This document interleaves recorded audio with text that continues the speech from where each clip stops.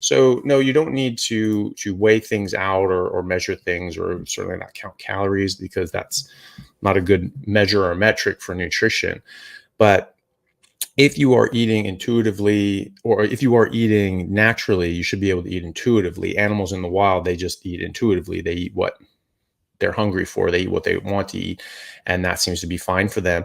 And that's what you would expect to see in nature, because you can't, they don't have textbooks in universities to indoctrinate people and tell them to eat all the wrong things. They just eat naturally. You just have to eat what you or feel like eating. So if you're eating what you're supposed to eat, then you can just eat naturally. So what we're supposed to eat is fatty meat. If you're eating too lean meat and you're not eating anything else, that can actually be a problem. If you're getting more than, I think the number I've seen was about 4.5 grams per kilogram of protein. If you start getting that, then that is when you start having problems. So you really want to have more fat than that.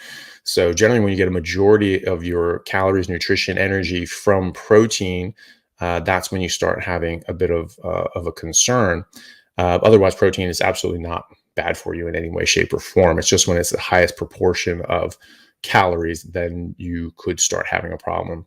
So you should, if you're just eating, visibly fatty meat, and if it doesn't taste as good, if it tastes better with a bit of fat or a bit of butter on it, add a bit of butter, add a bit of fat. Generally, you can shoot for about 1 gram of fat per 1 gram of protein. That's about 70% calories from fat, if you want to go by that metric. If you're just eating naturally, your body will tell you. And the thing is that fat is not just a calorie source, or it's not just an energy source. It is a nutrient. It is an essential nutrient. You have to have it, and you have to have the things that come with it. There are essential fatty acids, there are essential fat-soluble vitamins, and cholesterol. All these things come with it, and they're absolutely vital. So you need to eat those along with it. If you are limiting that, you are signaling your body that you just don't have the resources available, and that you need to trim sails and survive a famine, right? So what does that mean? That means you're going to store and cling on to fat, as opposed to ramping up your metabolism and utilizing fat. This is why people yo-yo diet.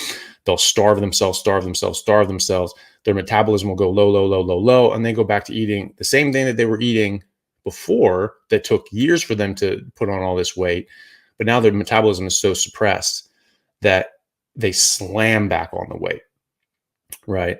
And so that's because their body is looking at it and going, we need to store this, we need to conserve this, or we're going to die. We need to survive a famine or hibernation, or whatever reason that we're not able to get enough food and nutrition.